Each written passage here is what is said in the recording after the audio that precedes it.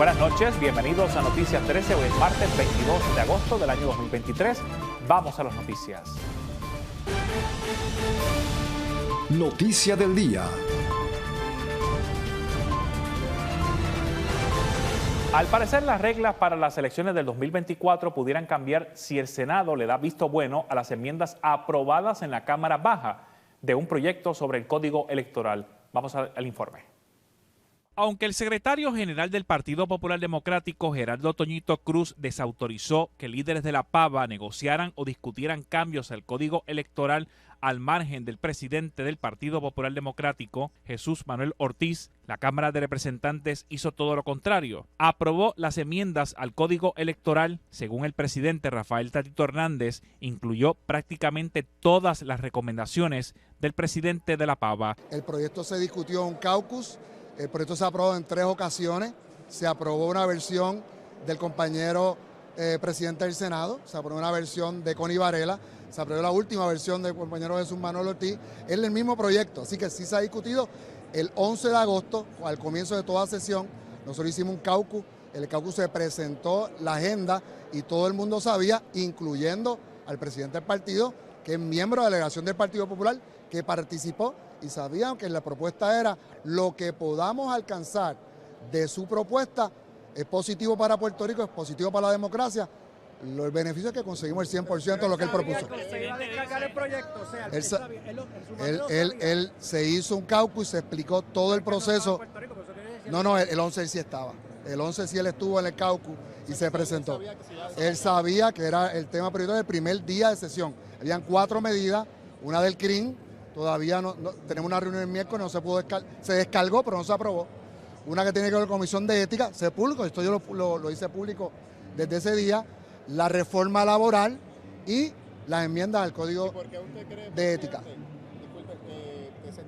El speaker cameral espera que el Senado atienda el proyecto aprobado, incluso cuando se trata de una pieza legislativa que emana de un proyecto radicado por José Luis Dalmau. La medida que se aprobó es literalmente la medida que propuso el compañero Jesús Manuel Ortiz, excepto los reclamos de Movimiento Victoria Ciudadana y el PIB. Así que yo soy popular y obviamente tengo que buscar dónde están los votos y tenemos un sistema republicano bueno que precisamente estamos aquí hoy reconociendo al proteger la Constitución de Puerto Rico, y hay que conseguir también los votos y el respaldo del gobernador. Así que ya por lo menos tenemos un vehículo, esperamos ahora en el Senado que ese ya lo continúe.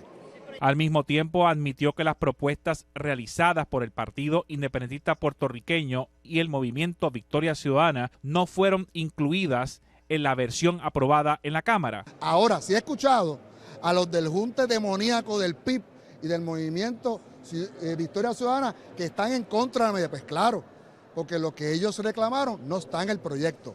Están de los que quieren votar y querer tener cambios verdaderos. Así que los populares están protegidos en esta propuesta que se ha aprobado en 3 ocasiones por el Partido Popular y estamos buscando que el diálogo continúe y terminemos obviamente con un proyecto aprobado. Los que tienen que ver con el Partido Popular, lo agotaremos en los foros pertinentes dentro de la institución del Partido Popular. Por otro lado, el presidente del Senado, José Luis Dalmau Santiago, rechazó pasar juicio sobre la determinación de su homólogo en la Cámara de aprobar el proyecto de enmiendas al Código Electoral 2020 y dijo que espera que llegue al Senado para evaluarlo. Yo no voy a entrarle en ese detalle. La Cámara de Representantes aprobó un proyecto de enmiendas al Código Electoral que ahora pasa al Senado. Yo quisiera ver el documento completo, aunque se ha dicho que es parte de un documento, de un proyecto de mi autoría, el 909, pero sufrió enmiendas que yo no he visto en este momento. Por otro lado, hay una separación de lo que es la intención legislativa al presentar un proyecto y la decisión de una colectividad de velar por sus intereses electorales.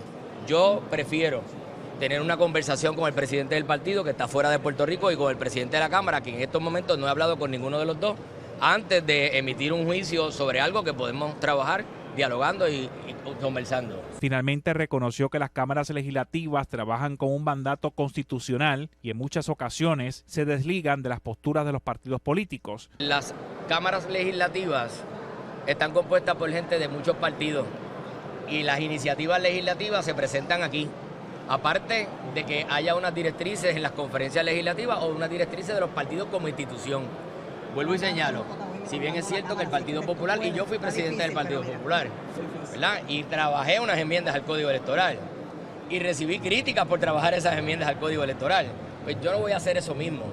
El Partido Popular tiene que velar por los intereses de su aparato electoral y la legislatura funciona constitucionalmente por un mandato que le dio el pueblo para escoger a los representantes y senadores que están aquí. En ese balance yo quiero hablar tanto con el presidente del partido, con el presidente de la Cámara, antes de yo emitir una opinión o una decisión final. La semana pasada, el líder senatorial manifestaba que la discusión sobre las enmiendas al ordenamiento electoral era un asunto finiquitado por la proximidad del nuevo ciclo eleccionario, pero anticipó ahora que atenderá la medida, pero dijo que no adelantará cómo lo hará. Desde el Capitolio, Yadiel Pérez, José Ángel Cordero, Noticias 13. Gobierno.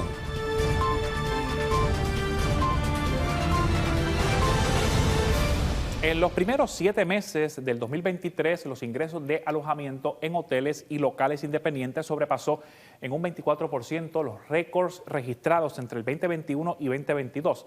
El año pasado, los visitantes no residentes gastaron casi $5.000 millones, un aumento de 11%, y en lo que va de año, las llegadas a través de los aeropuertos aumentaron en un 21% en comparación con el año pasado. Así lo reveló hoy el gobernador de Puerto Rico durante una participación que tuvo en el evento Power Solutions del Consorcio de Agencias de Viajes de Estados Unidos, que por primera vez se llevó a cabo aquí en Puerto Rico con el apoyo de la empresa Discover Puerto Rico. Esto nos da la oportunidad de hablar de lo que está pasando en nuestra industria turística desde, yo diría que mediados del impacto de la pandemia hasta el presente, desde que Puerto Rico empezó a abrirse nuevamente, porque al principio tuvimos el encierro, tuvimos los toques de queda y eso fue una etapa terrible para el mundo entero. Pero cuando empezamos a abrir nuevamente la economía y coincidió eso con que en Estados Unidos no se permitía viajar al extranjero, empezamos a recibir una cantidad sin precedente de turistas durante todo el año. Y lo que ha pasado es que ahora el turismo ya no es de temporada, ya no es meramente de invierno, estamos recibiendo turistas el año entero.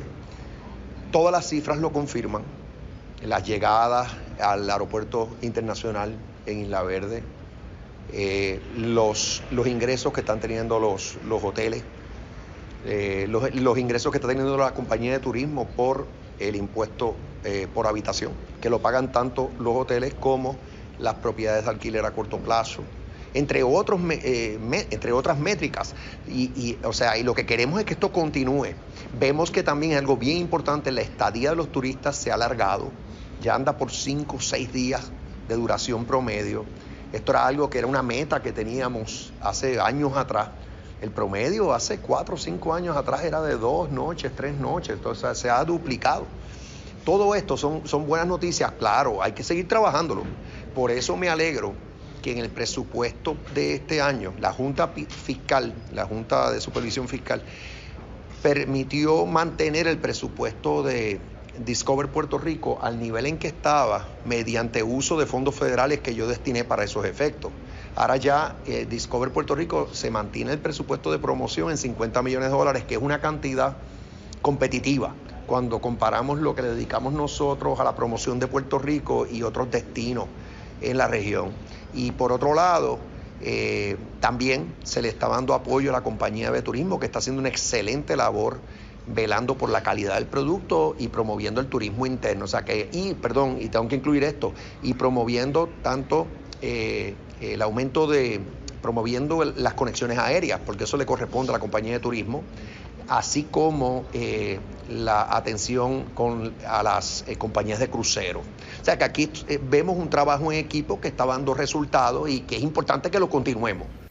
El representante de los consumidores ante la Junta de Gobierno de la Autoridad de Energía Eléctrica, Tomás Torres Placa, coincidió con el expresidente del organismo, Fernando Gil Enseñat, en la necesidad de reformar el ente rector de la corporación pública y fortalecer las capas de protección a los clientes de la red eléctrica. Sin embargo, aunque ambos exhiben posturas concordantes respecto a que se requieren cambios en el organismo, sus posiciones tienen matices. Torres Placa pone el acento en la participación ciudadana, mientras que Gil Enseñat enfatiza en la necesidad de fortalecer la Oficina Independiente de Protección al Consumidor y que los integrantes posean preparación para asumir en este tipo de posición.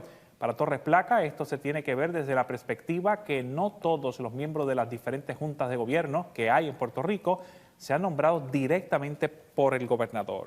Gracias por continuar con nosotros en Noticias 13. Tras cerca de 2 años de trabajo de restauración, este martes quedó reinaugurada la cúpula y la rotonda del Capitolio.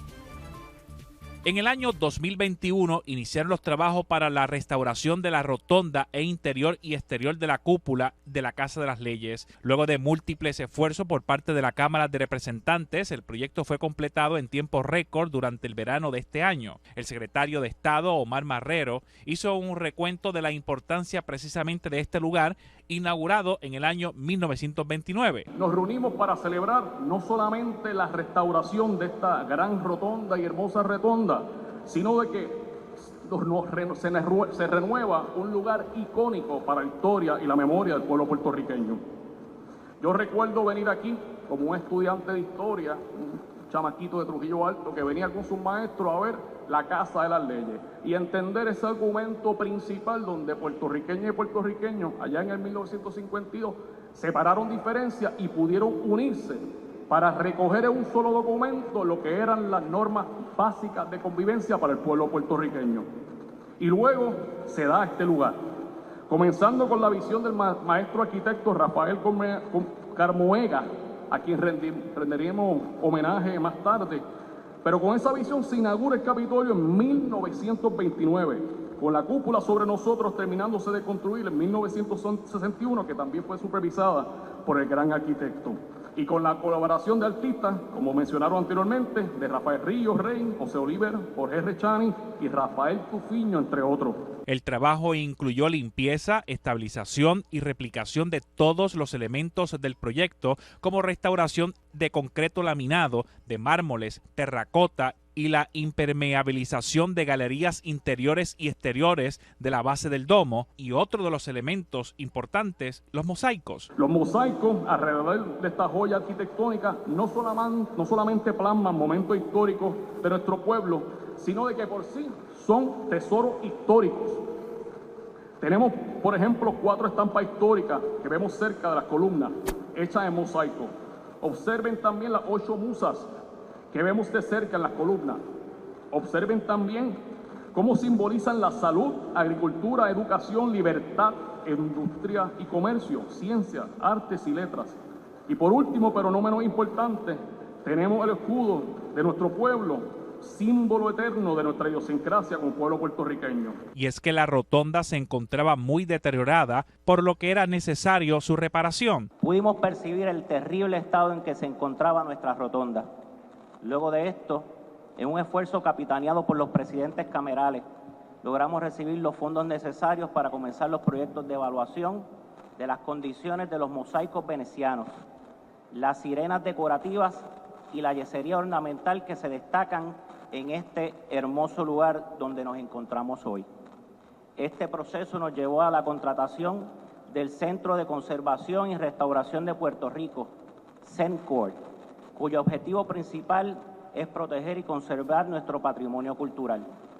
Ellos brindaron a la superintendencia una idea clara y precisa de las pésimas condiciones en las que se encontraban los diferentes elementos que componen la rotonda y documentaron su historia, hasta hace poco, mucha de ella perdida. En una concurrida actividad se concretó la reapertura del patrimonio nacional realizado por arquitectos, escultores y artistas puertorriqueños. En manos del Monseñor Roberto Octavio González Nieves, arzobispo metropolitano de San Juan, estuvo la invocación de la reapertura, en la que resaltó el significado que tiene para los cristianos la palabra rotonda. Que la palabra rotonda viene de la palabra latina rotundus, que significa rueda, círculo.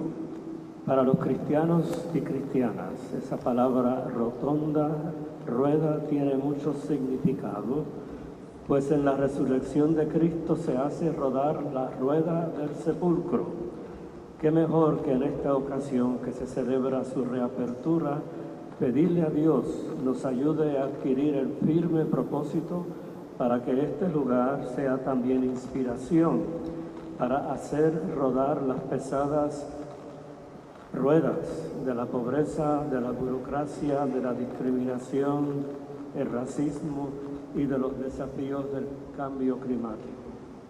Este lugar, con su manera circular, nos recuerda la continuidad de la vida, la continuidad que debemos dar a las grandes causas, a los proyectos de la patria, la continuidad que debemos dar a nuestra cultura, a nuestra identidad nacional puertorriqueña, latinoamericana y caribeña, a nuestros valores fundamentales y universales que promueven el amor y el perdón, la fraternidad social, el respeto, la libertad religiosa, la perpetuidad de la familia y el matrimonio antropológico y la fraternidad nacional y universal.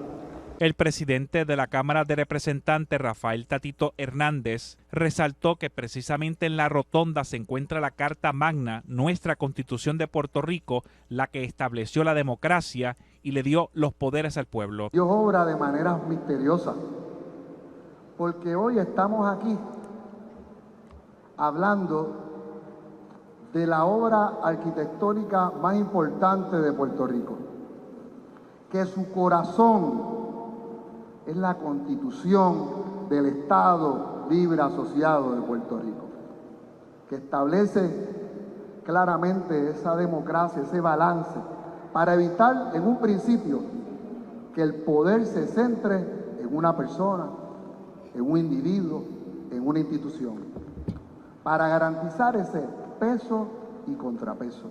Finalmente, el presidente del Senado, José Luis Dalmao, reafirmó que los cambios que provocó la Constitución son evidentes. Resaltó algunos datos históricos sobre las funciones que realizó antes de la Constitución el Capitolio. Es aquí donde nuestros ciudadanos, mediante el voto digno, libre y secreto, cada 4 años envía a sus emisarios para que les representen y trabajen por el bienestar general.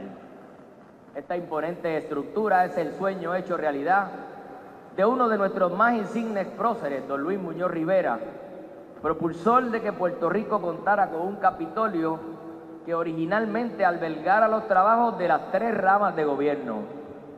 Aquí también, en el salón hoy conocido como Leopoldo Figueroa, aquí a mi derecha, se albergó el Tribunal Supremo de Puerto Rico desde 1929 hasta 1956. En el segundo piso se diseñó un despacho para la oficina del gobernador, que hasta donde sabemos nunca fue utilizado. Desde 1956 el Capitolio lo habita únicamente el Poder Legislativo. No es casualidad que la Constitución esté aquí. No es casualidad que el primero de los poderes mencionados en la Constitución es el Poder Legislativo. No es casualidad que solamente los legisladores y no el Poder Ejecutivo ni el Judicial pueden radicar un proyecto de ley. No es casualidad que la Constitución permite que si ese proyecto de ley es vetado por el gobernador, los representantes del pueblo aquí pueden ir por encima del veto para ejercer su poder de establecer la política pública, aquí, en el Capitolio del Estado Libre Asociado de Puerto Rico. Tras completada la restauración de la histórica cúpula y rotonda del Capitolio, ahora los ciudadanos y turistas podrán observar todo su esplendor en la Casa de las Leyes. Desde el Capitolio, Yadiel Pérez, José Ángel Cordero, Noticias 13. Tribunales.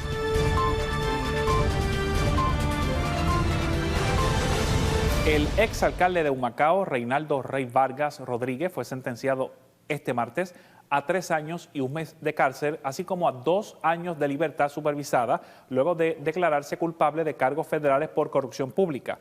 El convicto se declaró culpable el 12 de abril de este año por acumular una suma de $27,000 en efectivo como parte de un esquema de sobornos y comisiones ilegales a cambio de otorgar contratos municipales a las empresas JR Asphalt y Waste Collection. El juez Pedro Delgado Hernández dictó sentencia desde la Sala 3 del Tribunal Federal en Atorrey, luego que el exmandatario municipal alcanzara un acuerdo con la Fiscalía Federal para declararse culpable por el cargo de conspirar para ejecutar un esquema de sobornos y comisiones ilegales con fondos federales. Los otros dos cargos que enfrentaba, complicidad y tentativa de soborno con fondos de programas federales y extorsión, fueron removidos como parte del acuerdo. Agenda.